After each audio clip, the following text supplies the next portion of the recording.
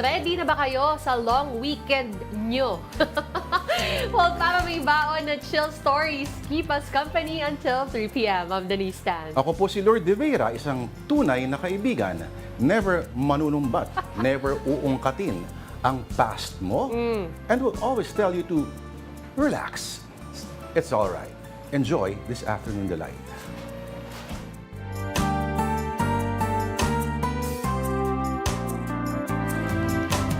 It is Thursday, August 22nd, at ang ating delight of the day ay walang iba kundi ang mango float shake. Ngayon lang makatikim nito, ha? Mango float shake. Oo. Okay, normally pag ang float ay kunyari sa soda, tapos lalagyan ng float, which is ice cream. Tsaka ang sanay nga ako is mango float. When you say mango float, at least for my experience, yun yung may graham crackers, yun yung... Yes, oo, mango, yun, diba? correct.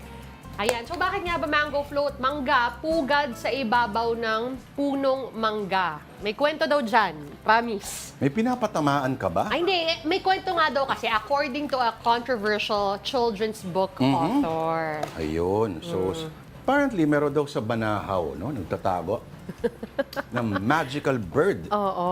Pero not so magical, tinatamaan din pala yung kanyang pugad. At nasasalanta ng bagyo. Oo, yun naman Oo. pala. Pero hindi na-establish kasi kung bakit siya mahiwaga May isang mahiwagang ibon. Mahiwaga rin naman yung nangyayari eh. Mahiwaga yung 10 million. Oo, yun na nga. Oo. Ay, yun ba yung pinag-uusapan Sakto natin? sa tema. Yun na ba talaga? Diretso na tayo doon? Hindi pa. Pero actually, mahiwaga kung sinong nag-design ito. Oo nga, Lalagyan ng straw. Parang ayaw niya ayaw magpahigop. Oo nga, yung akin din tinanggal ko na eh. Sige nga, ngayon ba, suwabing-suwabe ng aerodynamics? Okay. Taste test. Masaya? Yaong! Saludo, saludo, saludo. May sago! Masarap Masarap. Sige, titikman ko rin. Ikaw muna. Sige. So, enjoy po sa lahat ng nag-enjoy ng kanilang extended long weekend. Opo. At dahil mahaba-haba ang inyong weekend, kayo po ay mag-chill sa inyong mga bahay-bahay. Eto na, isama nyo na sa pag-chill nyo ang pag-uusapan natin on social media. Nako. Una dyan syempre, yung controversial nga na pinag-uusapan ng children's book authored by Vice President Sara Duterte na pinapapondohan ng OVP sa halagang 10 milyong piso. Well, Oh. okay, may mga nagre-react nga raw, Tita Denise, ng 10 million pesos. Parang masyadong malaki. Oo, para sa libro. Considering, vis-a-vis, may malaking shortage daw ng purchasing ng textbooks. Correct. Considering sa DepEd. Tapos, may ganito. Pero nagsalita na rin ang Vice President. May statement ang pangalawang Pangulo tungkol naman sa alegasyon ng plagiarism o yung tinatawag na pangungopia. Talaga? Ang sabi niya, mga kababayan, we quote, mga kababayan, napakadaling sumulat ng maikling kwento batay sa sariling karanasan, hindi na kailangan mangopya pa. Ang proyekto ay para mahikayat ang mga bata na mahalin ang pagbabasa at sumulat ng sarili ng kwento. Hindi ang libro ang problema ng bayan, kung hindi ang kahinaan sa pagbabasa ng ating kabataan. Abangan nyo ang susunod kong isusulat na libro tungkol sa pagtataksil ng isang kaibigan. Ano yan? Shukran. Shukran means thank you in Arabic, and all statements of the VP end with it. Shukran. Oo. Ano yung first part na napakadaling magsulat ng... Maikling kwento batay sa sariling karanasan. So, nagpugad rin siya sa Banahaw? Ganun ba ibig sabihin? Nagpugad, binagyo, ayun, nasira yung ano. Aba. So, may empathy. Alam niya kung paano maging loro. Or, kuwago pala. At kung paano pagtaksilan. Hindi, teka. Naranasan niya ba yung nabaha siya? O nasalanta siya ng bagyo? Hindi natin alam kung ano yung karanasan na sinasabi yung niya. next part dapat yan, si Kuwago nanood ng Taylor Swift na concert sa Kasi, Germany. pero baka naman kasi yung sinasabi niyang karanasan, yung nakalagay dun sa dulo ng kanyang pahayag, ang pagtataksil ng isang kaibigan. Baka doon daw nakasentra yun. Hindi natin alam, syempre, di ba? Pero, sorry medyo na, bilang manunalat, parang nakaka-offend. Sabi niya, ang dali-dali magsulat ako sa karanasan. Ang akala ng marami, madali lang magsulat ng children's book. Hindi po. It is deceptively simple. Deceptively dahil akala mo, mga bata na, hindi. You choose your words well. Alam dapat ang demographic mo.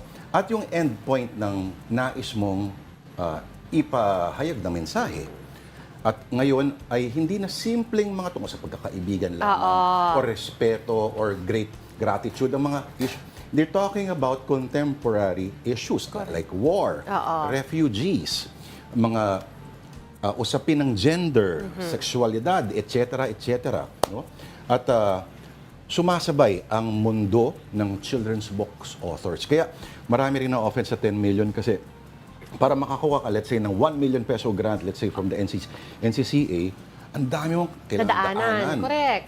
At makikita mo, normally yung nakakakuha ng mga grants na ito ay mga veteranong manunulat na. Hindi yung nagsulat lang ng kanilang nakaraan o experience sa buhay. Hindi, tsaka diba yung isang ang pinag-uusapan dyan is actually the price of per copy. Dahil dapat, pag padami ng padami, ipapublish mo, kahit papaano, bumababa yung presyo per copy.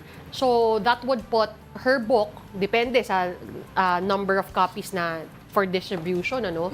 Pero parang hindi, at this point, hindi pa ata masyadong nag-a-align. Oo. At mukhang hindi ito na-vet. Mukhang dumaan ba ito sa isang editor na may command sa Filipino language, at least, kunyari, kay Tito Roy kahapon. Halimbawa, kung ito ay intended for a certain audience, isipin mo sa itong mga words na ito ba ay angkop para doon sa audience na yon. Kasi kung ma-determine mo na it's a read aloud book, no? So yung parent should be reading to that, at yung may discussion, let's say, sa kung anong ibig sabihin ng salitang ito. Let's say may isang word doon, nabagbag, or which I think ang intention ay sabing nabagabag, no? Or parang nagulo, na rattle, shaken. Medyo may issue tayo doon, no? At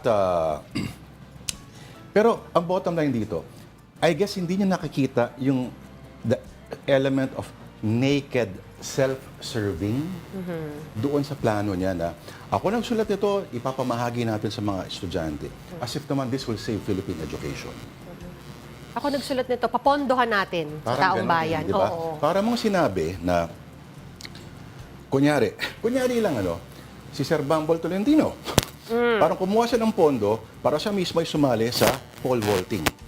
Siya mismo. Siya ganun mismo. Okay. Parang ganun. Ganun lumalabas. Di ba? Ngayon, bago pa tayo hindi masama sa LA. Punta na tayo sa ibang headline naman natin. Ito sa One News. Riza seeks realignment of Sarah's budget for children's book. At yan ang panag-uusapan natin dahil nga yung 10 milyon galing yan sa public funds o hinihingi yan mula sa public funds. And balikan lang natin, yung sinabi ni Sara kanina, Sara Duterte, hindi libro ang problema kundi yung kahinaan ng pagbabasa ng ating kabataan. Pwede naman talagang magkaroon ng ibang programa para mas mapagtibay o mas entice yung kabataan when it comes to reading. Pero ayan yung ito yung photo. Actually, may video nito Mukhang nag-i-enjoy si Senator Nakita niyo Veyra. ba yung video niya? Hindi pa. Parang may pusang napadaan na ito ba yun? kumambay dun sa gilid. May video Pwede bang...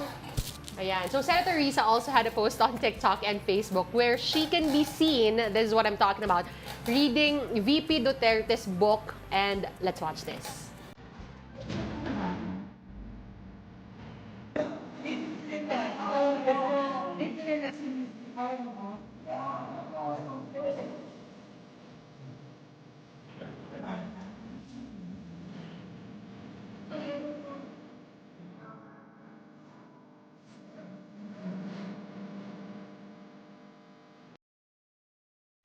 Okay, note, ang song conversion is a Gen Z thing. Title is What Was I Made For? And Meow Meow, made for cat lovers. So, mga mahilig naman pala sa pusa itong mga to. At least according yan sa mga nag-comment sa FB ni Senator Riza when someone said the scoring is quite silly. No way. Quite silly. Okay. Ang kantang yun, di ba si Billie Eilish yung kumanta niyan? At alam ko nanalo pa yata sa Oscars ito for best theme song para sa Barbie, kung yun nagkakamali. Oo. Pero mas maganda yung meow-meow. sa sitwasyon na yun. Actually, kung tutuusin mo, lahat ng kanta sa mundo ay pwede mong lagyan ng meow-meow. Palitan ng letra ng meow-meow. Let's say, 100 taong laban. No? Puro meow-meow Sige lahat nga. yan. Meow-meow. Kailangan ko ng privacy. Di ba? Pero meow, meow, meow, meow, meow, meow, meow, meow, meow, meow, meow. Di ba? Mga ganyan. Ang gusto ko yung gagawa tayo. ng Everything, version niyan. anything can be substituted by Meow. may sasabihin sana ako kaso baka Wag na. Oo. Ito na lang, pag-usapan na din natin. The publishers are, of course, reacting to Vice President Duterte's children's book. Here's one from book publisher and former National Book Development Board Executive Director, Attorney Andrea Pasion Flores. It's a children's story for sure. It's short enough for a young child to understand. I feel it's not something that that's made for a child to read on his own or her own, but for an adult to read with the child. So it could be a read-along book where you have the child on the lap of the mom or the dad or a kuya or ate, and they go through the story together. And I feel that's important because of the topic of the book. The book has a tragedy, no? Very, very tragic yung nangyari yata dito sa Quago, no? Nasira yung bahay niya ng isang unos. So that has to be explained to a young child, no? Because it's very traumatic for someone to lose their homes, and that's probably a common experience among our countrymen, no? In times of crisis. alam ko masyado kung naipakita ng maayos yung elemento ng distraction and kalamidad doon sa aklat. Pero isipin mo, ganun kabata, ang takeaway mo rito ay, alam mo anak, habang maliit ka pa lang, tandaan mo na may mga kaibigan ka lamang na fair-weathered friends. Parang gano'n, di ba? Kaya very important ka na katulad ng sabi ni Attorney Flores that mom and dad or an ate or kuya should be there. But again, that was Attorney Flores' interview yesterday with StoryCon. At ang sabi rin ni Attorney Flores, may time pa naman daw to edit and reprint the book kung may grammatical errors. Attorney Flores is also currently with Mil Flores Publishing. At for the longest time, siya rin ang director ng Anvil Publishing. No? At syempre, hindi lang siya, Lourd. May comment din ng iba pang book publishers. Oo. The Philippine Star's headline reads, Children's publishers decry excessive cost of Sarah's self-authored book. Kasi nga, yan yung nabanggit natin kanina na for other... Na 10 million? Oo. For other authors, just to get a grant of 200,000, 500,000 or 1 milyon, napakahirap gawin. Ang dami mong dadaanan. Tapos ito, 10 milyon ang hinihingi na ni VP Sara. At yung feeling ko, yung buong sigalot na nangyari ng isang araw, ay nanggagaling doon siguro yung sense na parang, karapatan ko. Kasi sunod-sunod yun. Una na, before yung hearing na yun, kasi before Senator Ontiveros actually asked what the book was all about, ang usapan kasi ay, etong mga budget na hinihingi mo are, let's say, mga bagay na kaya nang gawin at mas may expertise yung mga nakaset up na, established na departamento ng gobyerno. Correct. At yung hinihingi mong pondo, ay dodoble lamang doon sa efforts nila. So, bakit hindi lang natin i-realign itong mga to? So, medyo pumayag siya. Pero dito yata, nung tinanong siya, what is the book about? Na bad trip.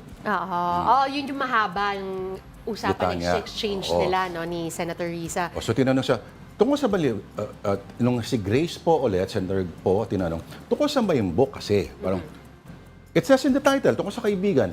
Kung gano'n ang hirit mo, bakit ka pa gagawa ng libro?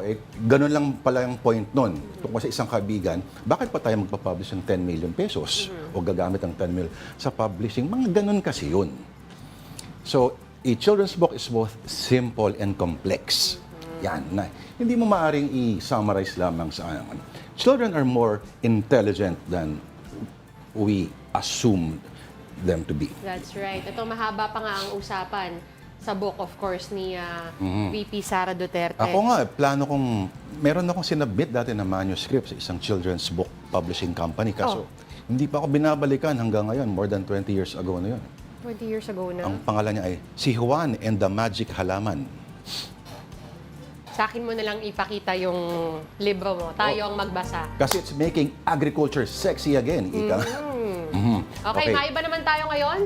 Punta tayo sa ibang social media story, and this one on allkpop.com. Ito, sabi ng involving the abay. Olympics. Naku, sabi North ng- Korean table tennis athletes face punishment for taking a selfie with South Koreans at the 2024 Olympics. Ang lupit. Alam mo, Tita Denise, nung pinag-usapan namin yan ni Tita Pao, no? Nung nag-viral yung picture na yan sa Unity, baka marami natuwa dyan, pero sabi ko, nagbiro lang ako Nako, yari itong mga to pag uwi nila sa South Korea. True enough, men. Yeah. Alam mo, we were still in France nung nakita din namin to, no? And although ang ganda ng feedback ng mga tao, they appreciated this supposed to be a light-hearted moment between athletes celebrating their win. Hindi talaga malalayo sa isip mo to think na this might happen. And again, the North Korean players or table tennis players na nanalo po ng silver medal in Paris 2024. But they are now being investigated because apparently, after you go out of the country, magkakaroon ng evaluation yung mga atleta pagbalik sa kanilang bansa because they assume this as meron silang ginamit na salita dito Oo, parang ikaw na-indoctrinate ka na Parang ganon, oo. ng pagiging dekadente ng Western civilization. Pero ganito mukhang ang nag-instigate ng selfie ay South Koreans. Okay. Kung ito naman ang mga North Koreans, kunyari, magsuplado sila. Sila naman yung mukhang a-holes noon, di ba? Sa mata ng buong mundo. At kung ano nga ba ang diwa kasi ng Olympics, ang hirap kasi si Kim Jong pangalan nun. Parang kamukha ni Randolph ng bata pa. Kim Jong-un? Si Kim Jong-un. Palibasa kasi mukhang never attempted any sport a day in his life. Ay, baka nakalimutan niya yung essence ng Olympics. Otherwise, sana hindi na lang sila nagpadala. Nakakalungkot kasi meron nga nakalagay dito that a source mentioned daw that quote-unquote, the athletes smiled excessively. Isa yon sa mga naging issue nila. And again, they were quote-unquote smiling excessively when they were beside South Koreans who authorities have labeled as, quote-unquote again, number one enemy of the state. Akala ko ba US? Eto pa rin pala issue. Ang ginamit pala, ang phone. Yes, yung Samsung. Pero di ba official yun? It is the official, pero syempre kasi, when you say Samsung, it's really South Korea. Yes. Pero teka muna.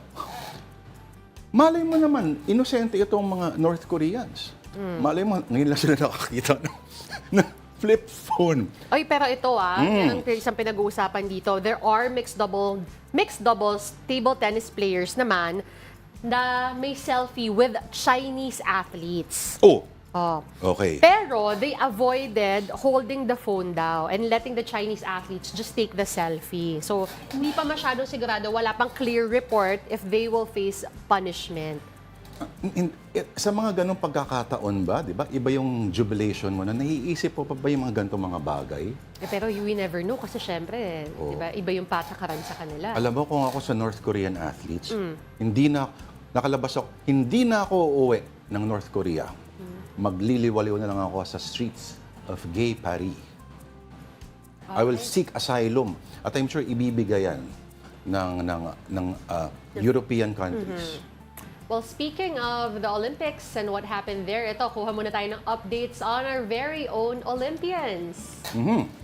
First up, President Bongbong Marcos will meet more Paris Olympians today. These include golfer Dottie Ardina as well as gymnast Elia Cruz Finnegan, Emma Malabuyo, and Liva Young Rui Vivar. Team Philippines wrapped up its highly successful Olympics campaign on August 10 with 2 golds and 2 bronze medals. For our golden boy, Carlos Yulo, the celebration never stops. The double Olympic gold medalist met this morning with sports patron and PLDT chairman Manny V. Pangilinan. There, MVP announced a 10 million peso reward for Yulo and 2 million pesos each for bronze medalists Nesty Petesio and Ira Villegas. You know. MVP will also give Yulo's coaching team 5 million pesos while Petesio and Villegas' teams will receive 2 million pesos. Yung pala yun. Now, more accolades as well for our bronze medalists. Motorcades were held for boxers Nesty Petesio and Ira Villegas in their respective hometowns in Davao del Sur and Tacloban. Meantime, pole vaulter EJ Obiena secured a podium finish in Lausanne Diamond League in Switzerland. He was tied for 3rd place with Sondre Guttormsen of Norway and Curtis Marshall of Australia. This is Obiena's first competition since finishing 4th at Paris 2024. Parang kahapon lang yan, Tito Denise. Oo. And Alex Ayala upsets 99th ranked Nuria Parizas Diaz from Spain in the second round of the US Open qualifiers. Ranked 144th, Ayala defeated Diaz in straight sets 7-5, 7-5. She will next face Elena Gabriela Rus for a spot in the main draw. Parang sarap panoorin yan, Tita D. Alright. Lipat naman tayo sa showbiz. Albert Martinez is going all out in his preparations for an upcoming teleserye. That and more stories from News 5 correspondent MJ Marfori. Pareho tayong alagad ng batas. Hindi ako aabot dito kung hindi importante. Muling mapapanood ang veteran actor na si Albert Martinez bilang ang investigador na si Xander Fernandez sa much-awaited Dreamscape-produced series na Lavender Fields. The character requirement medyo challenging, so I had to... Good naman, I was given at least, if I'm not mistaken, a month in preparation. The character starts as being a parang naging carefree, naging parang loser na siya, parang doesn't care about life anymore. He drinks, he binge. Ano man ang kinakasamputan? Physically challenging daw ang karakter niya na nagpabaya sa sarili, sabay naging fit. This guy is a dedicated investigator and he's one of the best. And lahat ng kasong binigay sa kanya, he closed the case with flying colors and is elevated to a very high position. Unfortunately, yung personal niyang case hindi na-solve. So yun ang chip on his shoulder. Yeah. So meron siya naging problem na yung sarili niyang problema hindi niya na-solve. At kapag nasasaktan yung anak ko, triple ang sa akin. Makakasama niya sa Lavender Fields sina Maricel Soriano, Jolina Magdangal, Janine Gutierrez, Jericho Rosales at Jody Santa Maria. Anong pakiramdam? Na ikaw naman ang nakagapos. Mapapanood ang Lavender Fields sa September 2 sa TV5. Ipapalabas din ito sa August 30 sa Netflix.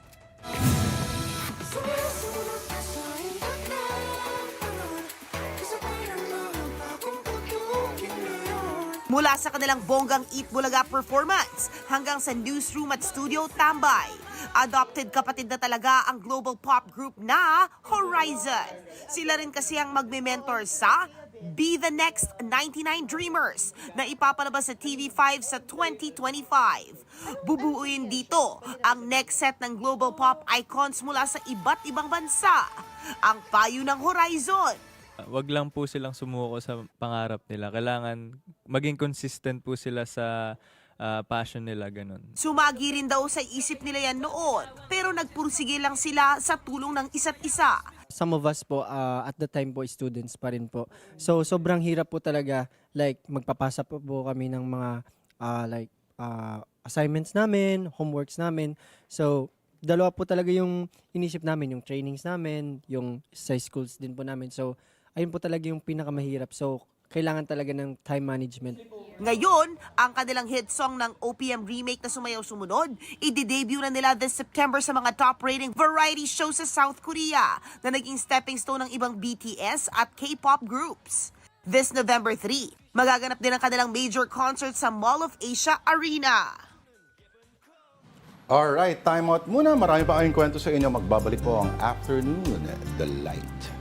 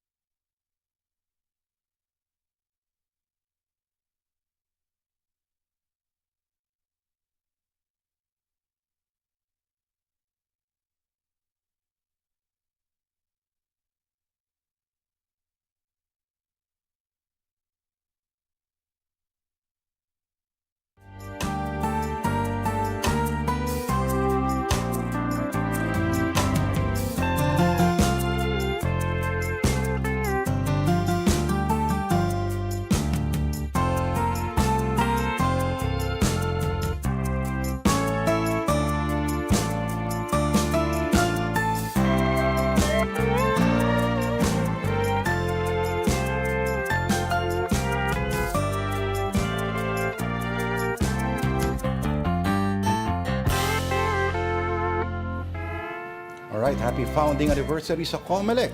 Nagbabalik po ang Afternoon Delight dito po sa One News. Ako po si Lourd de Veyra. At ako naman po si Denise. Thank you for staying with us. Alright, in the news, at least 41 people are on quarantine after having close contact with an Mpox patient in Quezon City. Mobile Journal Evan Tarinque has the details.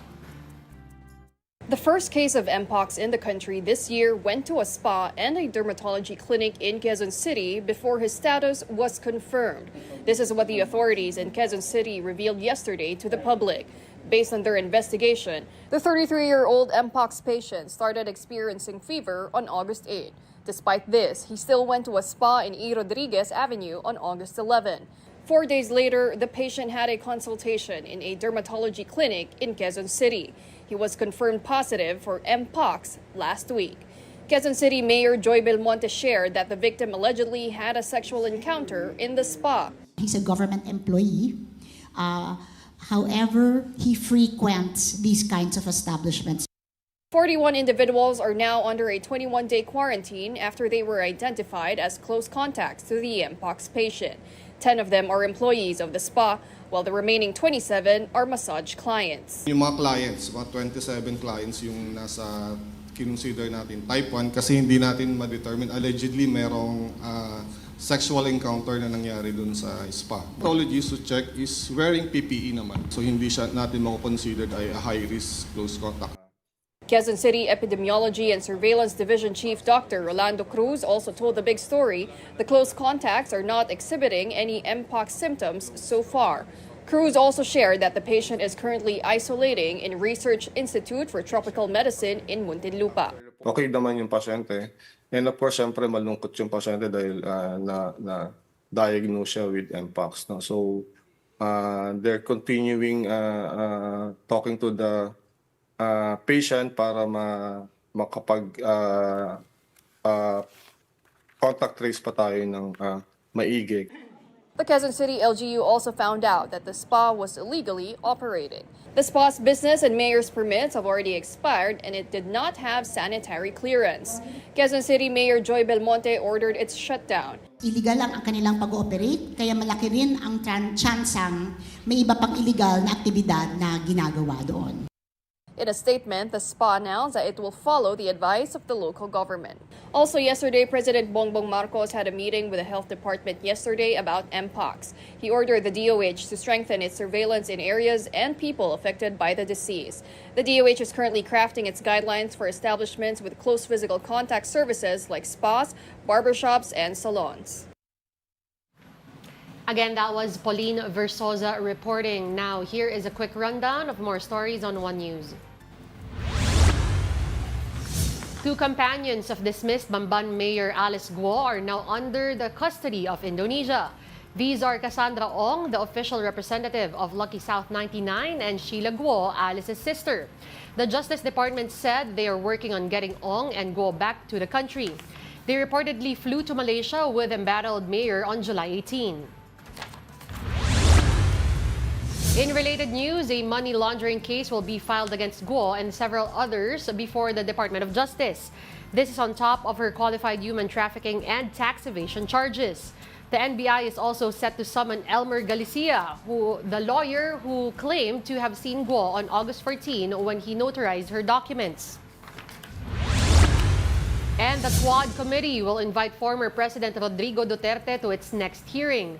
That's after the testimonies of 2 new witnesses in the House's probe on links among POGO's Chinese syndicates, extrajudicial killings, and drugs. Inmates Leopoldo Tan and Andy Magdadaro testified that they were ordered to kill 3 alleged Chinese drug lords in August 2016 inside the Davao prison and penal farm. The order allegedly came from Duterte. All right, in other news, African swine fever has reached Quezon City. And here's the report. Kalat na kalat ngayon ang mga balita tungkol sa pagkakaroon ng ASF ng ilang mga baboy sa Batangas. Kaya pangamba naman ng iba. Baka umabot na ito sa Metro Manila. 188 na baboy na positive sa ASF ang naharang na sa Quezon City nitong mga nakaraang araw. Mayroon pang 153 na nakahold dahil nagpapakita ang senyales ng sakit.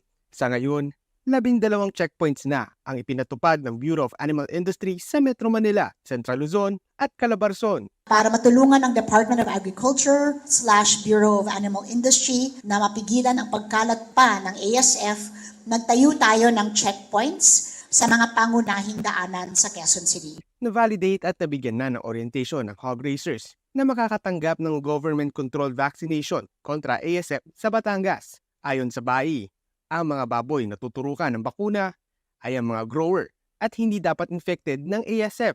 Yun nga lang, ang presyo nasa 400 to 500 pesos per dose. Mabigat sa bulsa, lalo na sa mga backyard hog raisers. Fully maging affordable to para sa lahat dahil hindi lang naman na mga commercial farm ang gagamit.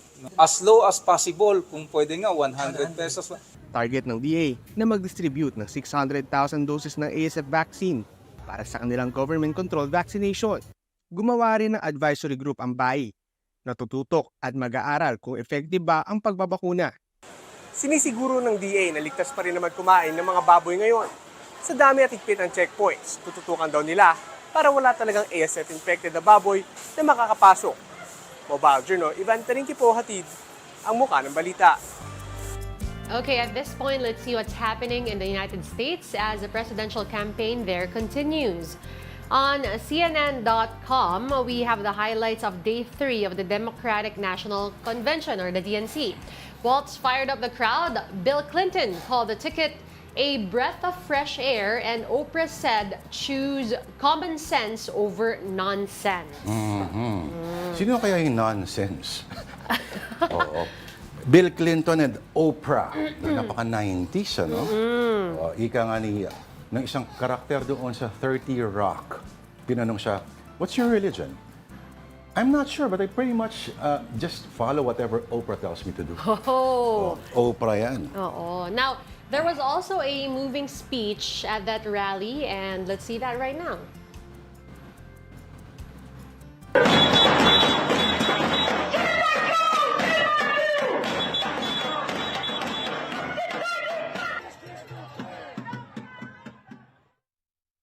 Okay, nagmo-moving lang sila pero parang walang speech. Okay, merong protest sa labas. Okay. At sabi nga ng iba, for a second there, it almost looks like it would be 1968 all over again. DNC kasi, di ba? Ang pinoprotesta naman nila noong Vietnam War. Ayun kasi, nakita naman natin yung sign for Palestine naman. Yes, oo. Ito. At kasama talaga yan. Makikita na natin, madidinig na natin yung speech.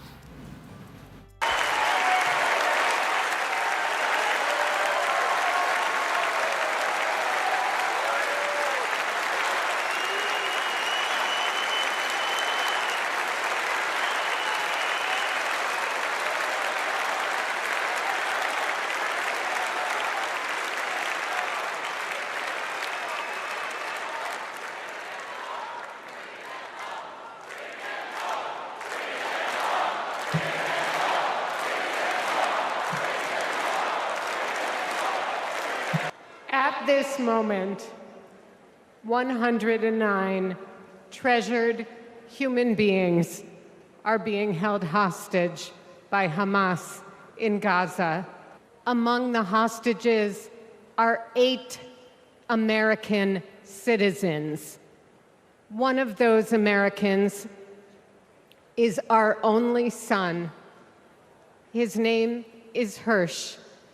This is a political convention. But needing our only son and all of the cherished hostages home is not a political issue. It is a humanitarian issue. Hirsch, if you can hear us, we love you. Stay strong. Survive. Medyo sensitive issue, no? Sa Amerika pa rin hanggang ngayon. Kasi hindi siya bipartisan issue. Kasi kung tutuusin mo, may mga liberals na pro-Palestine and anti-Israel at vice versa. Correct. No?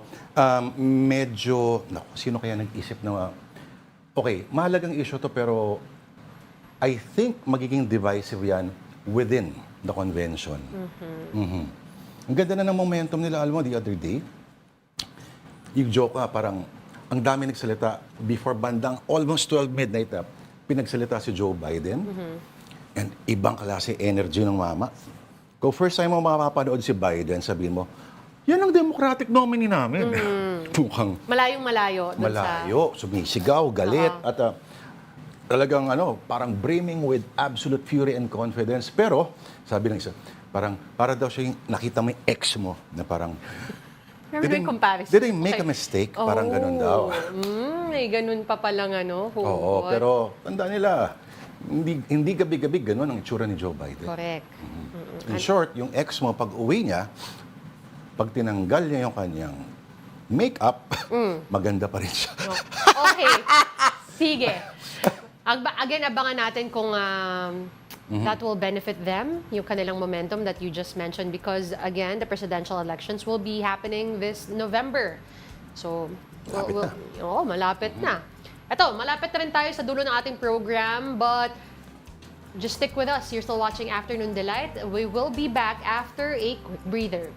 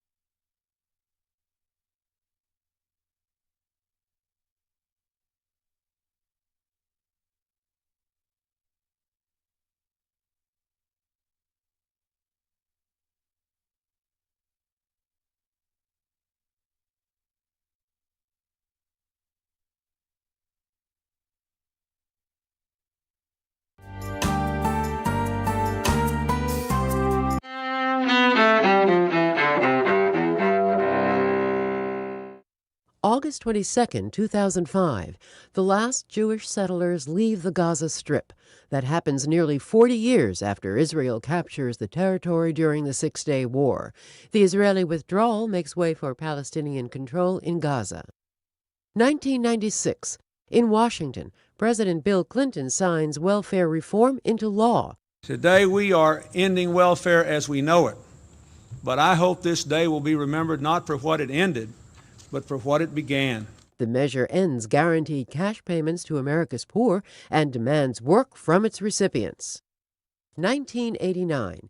Huey Newton, co-founder of the 60s militant group, the Black Panthers, is shot to death by a drug dealer in Oakland, California. Newton, who struggled with drug addiction, was 47 years old. 1920. Ray Bradbury, the science fiction author whose works include Fahrenheit 451, is born in Waukegan, Illinois. And 1963.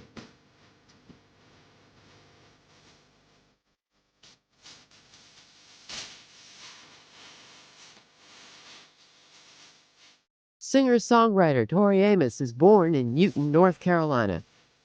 Today in history, August 22nd, Sophia Manos, The Associated Press. And we're back. You're still watching Afternoon Delight. I'm Denise Dan. At ako naman po si Lourd de Veyra. Eto, Lourd, sabi nila, kilay is life. Kilay, At dapat at ang life na yan ay LYF. LYF. Kaya talaga mas buhay talaga pag LYF. Ba't natin gawing kilay for life? Grabe naman yun. Kilaw. Pagkain na tayo. Kilawin na. Kilay is life for life. Okay. So, dapat nga daw, plakado ang kilay every day. Kaya naman, ang isang barangay sa Mandaluyong, naku, dito lang pala, sa halip na paliga, libreng eyelash extension ang proyekto. Nandyan ako mamaya kung kailan man yan.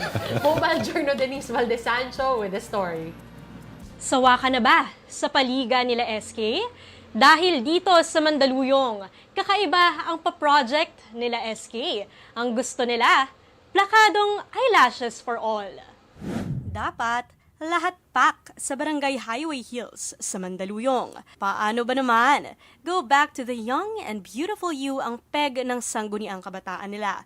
Dahil ang first 100 people to register, basta 15 to 30 years old, may free eyelash extensions. Actually po, as a part of Linggo ng Kabataan, initially, ang mga gusto naming services na ibigay is free haircut, free massage, free mani-pedi.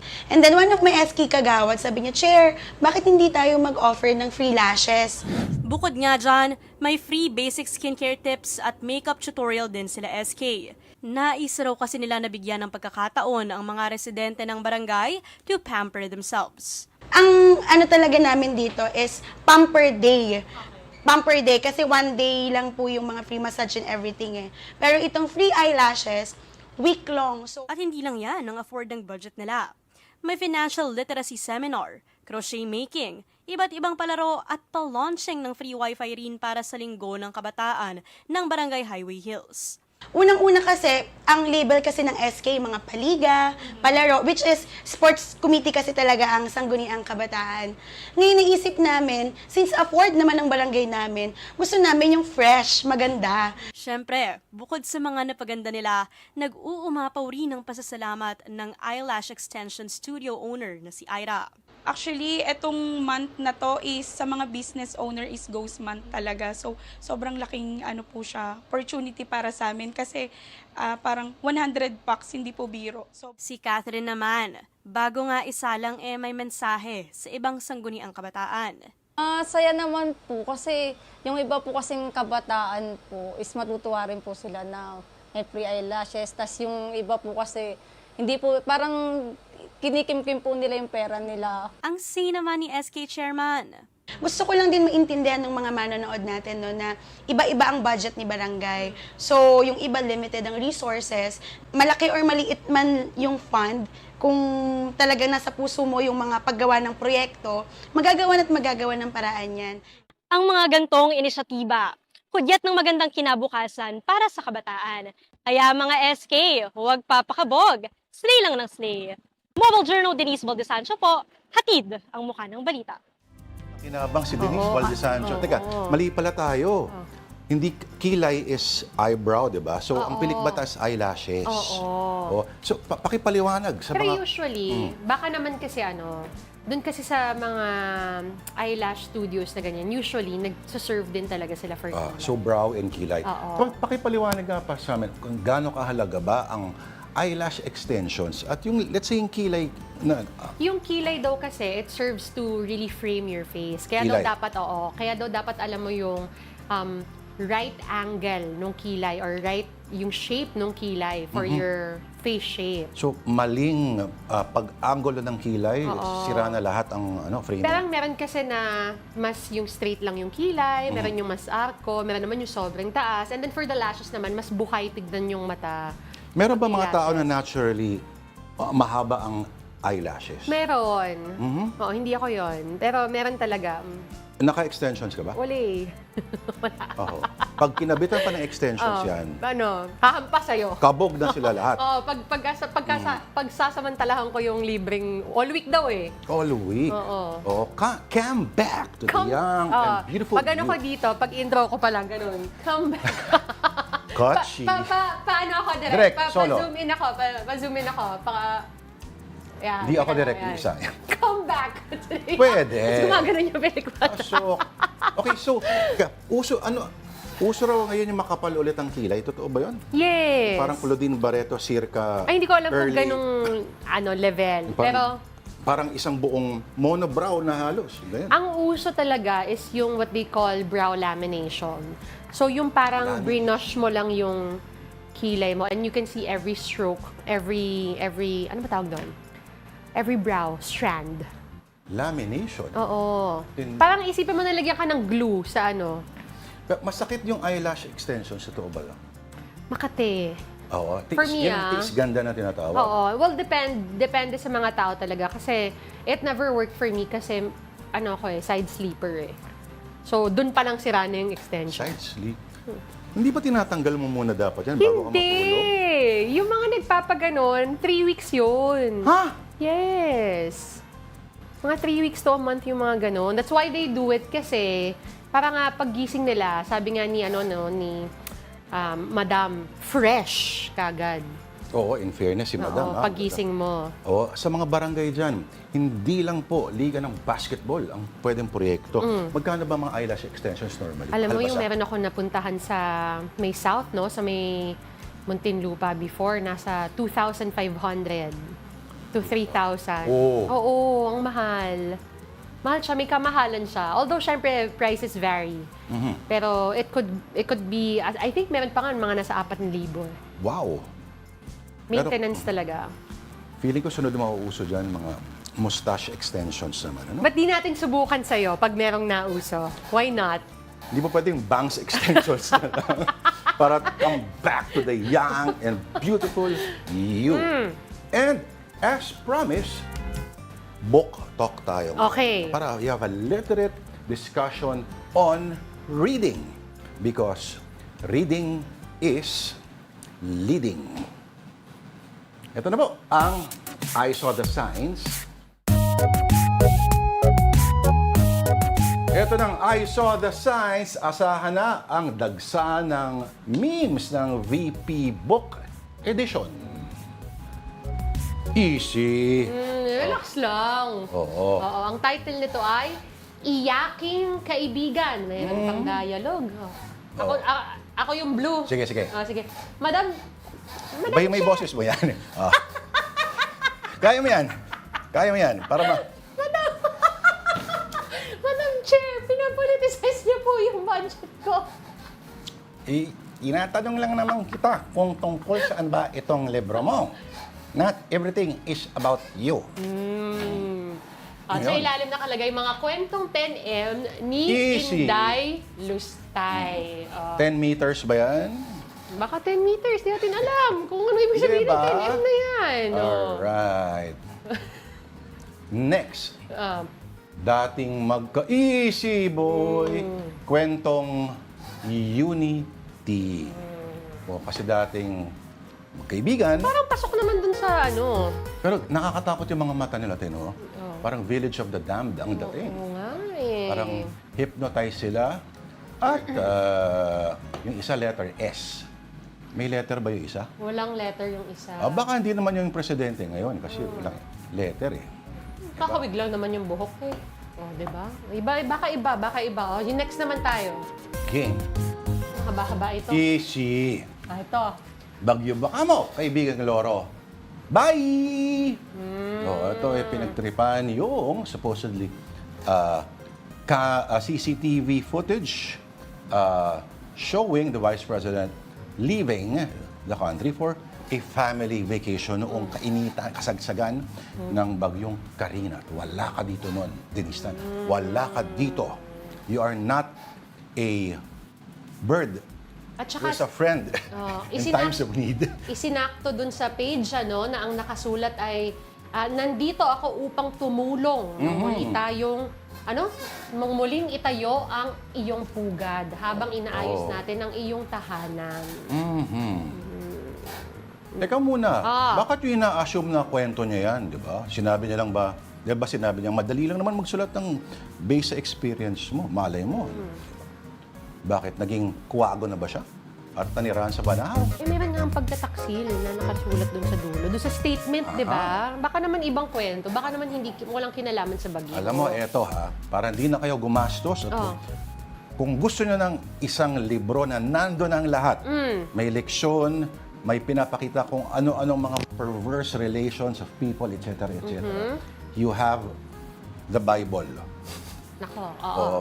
Mahaba-habang basahan niya. Nako, andyan lahat. Kalamidad, mga pagtataksil, etc., etc. Everything is there. Kaya, pag unang mong nabasa ang Biblia, etong lahat ng mga to wala nang sasyak sa'yo. Okay, last photo. Masashock ba tayo? Naku, easy, boy! Teka lang naman. Kabis ng konti. Relax. Titled, Isang Kaibigan. Nakalagay, kwento ni Inday Sara Duterte. Uy, ito lang naman yung mga nakita na mga nahalughog sa internet. Lumitaw-litaw lang din naman. Oo. At ang pikon, talo. Kasi di ba sa essence ng democracy, maaari kang magsulat ng mga ganyan. Wala po bibigil sa atin. Ngayon, ang tao may karapatan din na maglabas ng mga ganyan. Ikaw, Lourd, syempre may meron kang may idea ka about books and authors and being one yourself. Itong children's book, of course, have come a long way. Correct. Alam ba, ang children's books ay maaring gamitin para maging vehicle, kunyari, ng discussion ng, alam ba, sakit, epidemya. Halimbawa, itong libro na ito, at this is from the early 80s. Hindi po ito invento, hindi po siya meme. At ang nagsulat po nito ay ngayong National Artist for Literature na si Virgilio Almario. Pakita natin ang aklat na Digong Dilaw. Yan po ang sinulat ni... Ang author po niya si Virgilio Almario. Di ba? Tungkol ito sa yellow fever na nung panahon na yun, kalat. Correct. May mga areas pa rin sa Pilipinas sa nakukuha itong virus na nakukuha dala ng lamok. Yan. So ngayon, sa konteksto ngayon ay merong ibang reading yung title na yan. Okay. Yan muna. Meron pa? Kaya ba? Yan muna for today, and that will wrap up our Thursday, August 22nd. Maraming salamat po ulit for watching Afternoon Delight and for joining us this afternoon. I'm Denise. Alright, join us again tomorrow, 2 p.m. Ako po ang inyong kaibigan, Lourd de Veyra. Have a delightful afternoon.